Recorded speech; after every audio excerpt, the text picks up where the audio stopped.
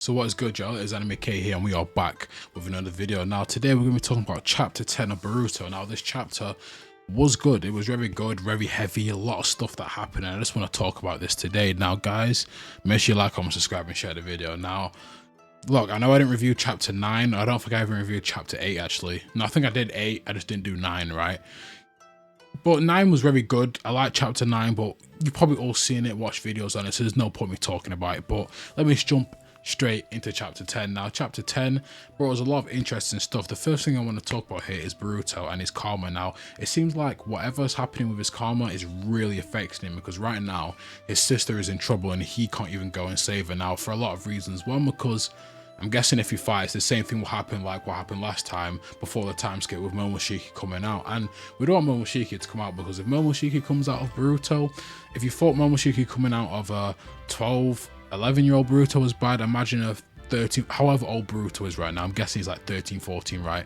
A post time skip, I don't know, 15 maybe, right? But Boruto is very strong right now, so whatever's happening with his karma is really affecting him. Now a couple of people had some theories, right? Because obviously if you look at chapter 9, you see when obviously Shikamaru contacts him, or was it no, sorry, when Kashin Kojin contacts him, right? They're in like a snake-like cave, right? So a lot of people were like, maybe did he go to Orochimaru for some help, or get Orochimaru to give him some pills or something to help his karma? Because obviously, while Orochimaru doesn't know a lot about karmas, his curse seal works a lot like a karma, so there could be similarities there. But whoever he went to help him with his karma, we know his karma is fine by the time that obviously final scene, well, not the final scene, the first scene that is shown obviously in Boruto with Kawaki and Boruto, where Boruto easily activates his karma, right? So whatever he is given between that time must help his karma out, and it'd probably have to be someone like Orochimaru or Amado, or I hope I'm pronouncing his name right, someone like that who could help him out with whatever's going on with him, right? It has to be someone who is very smart and knows a lot about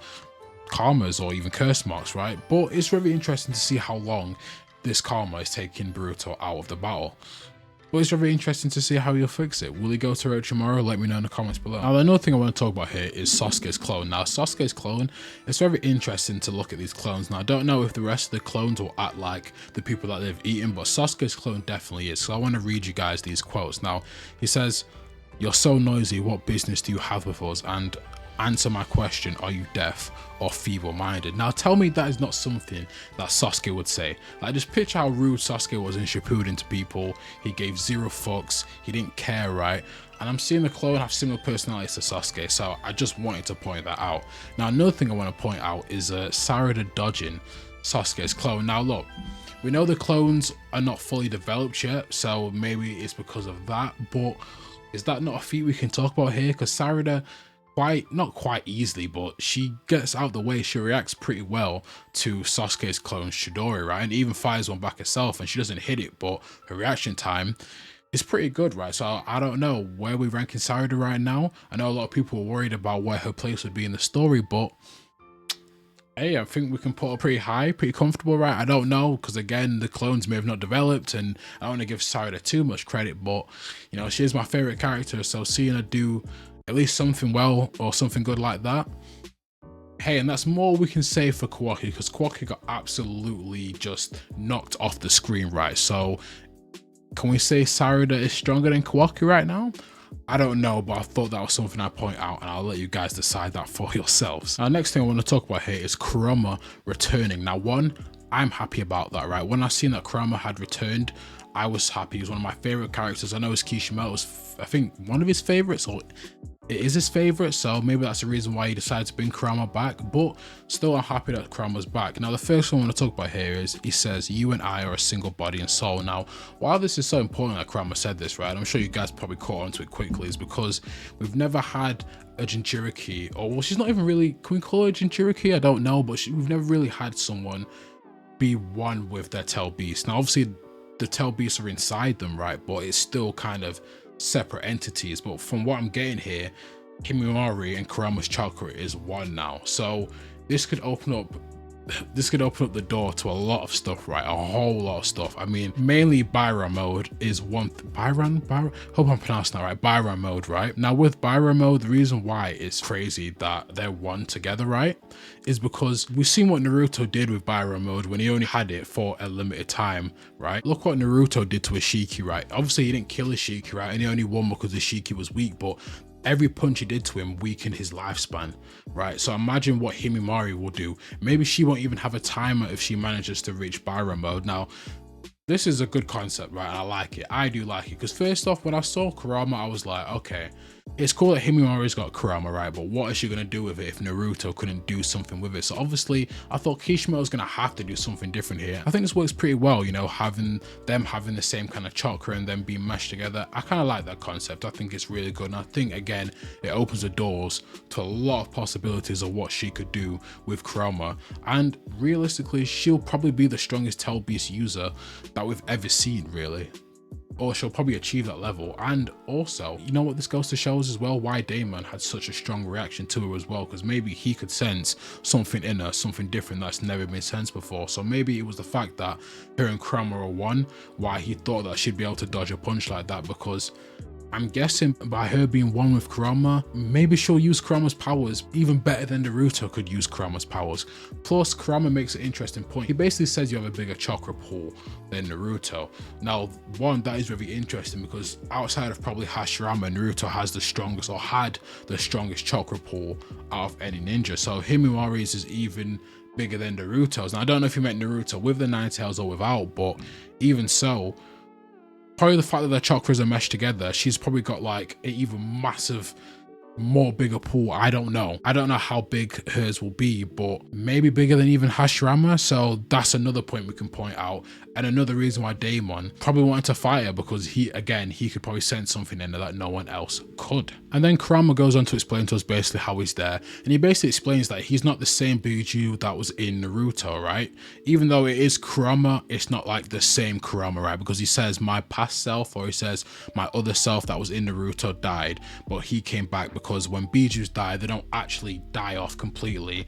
Another form of them will appear at a later date. Now he says he's surprised it happened so early because it said it could take a long time for it to normally happen, right? It says it normally takes a long time, but he says he's surprised it's happened so quickly. Again, we get a good explanation on what happens to the Tail Beast. Now I think a lot of people kind of already thought that or knew that, but it's good to have confirmation anyway. Now Kishimoto basically gives us two reasons why this could happen, and then maybe he wants us to figure it out ourselves. I don't really know, but basically he states two reasons why Himawari would have Kurama inside of her. Now, which is a crazy statement to have. If you just say it like that, it's a crazy statement. But one, it could be because of her chakra, right? Because basically because of Naruto and Hinata, maybe she just happened to get Kurama just because of her bloodline. Or another one could be because she's Naruto's daughter, she was just inherently born with the chakra. Now I would lean more towards maybe just because she was born with it, I guess. Now obviously you could go, well, what about Boruto? Why doesn't Boruto have it? Maybe they'll explain that. Maybe just because Boruto obviously he has Momoshiki inside of him as well. I don't know. Maybe they won't explain it. I'm not bothered if we don't get an explanation to that, because I don't think it's that important. I'm not really bothered. I think just storyline wise, it makes sense for Himawari to at least get Kurama or something for herself, seeing as obviously Boruto has the Jogan, he has the Karma mark, and he's really strong. So, you know, Naruto's other kid needs something, right? She needs something. So I don't know if we need much of an explanation for that. I'm not really that bothered, but still, I think it was important that I pointed that out, right? Now, to end the chapter off, we have Inogen's possible death, which is anyone that bothered about? I guess it's good in terms of it was done to kind of spark, you know, a reaction in Himawari. Kind of like they did similar stuff with Naruto, where Naruto would see one of his friends get hurt and the Nine Tails power would come out. I mean, look at Land of Waves arc, right? Look what happened to Sasuke. Same thing, right? So they're kind of repeating that. So I get that moment. It was more important in terms of helping Himawari out, but, you know, not the same in terms of, you know, we cared more about Sasuke. We don't care about Inogen. If Inogen dies, you know, yeah, cool.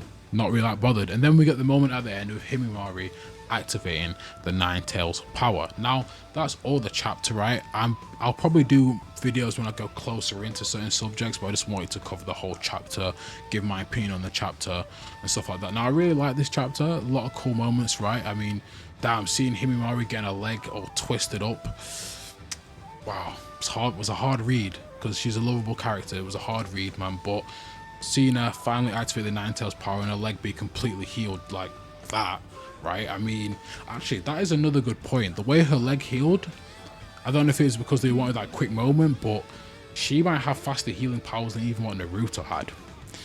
So, again, Himawari, maybe Boruto ain't going to be the main character, right? 2 Blue Vortex.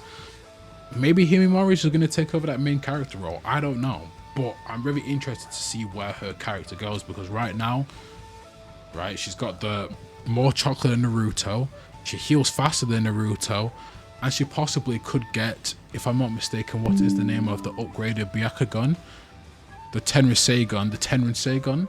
Hopefully I'm pronouncing that right, guys. So she could get that. So Himawari is going to be something big and something to look out for in these recent chapters. But this chapter is great for a lot of good reasons. Now tell me your favorite moment from the chapter in the comments below. Was it Sarada? Was it Boruto's karma? What do you think? Where do you think he was? Do you think he goes to Orochimaru, right? Was it Himawari? Do you care that Inojin got stabbed? Inojin, however you pronounce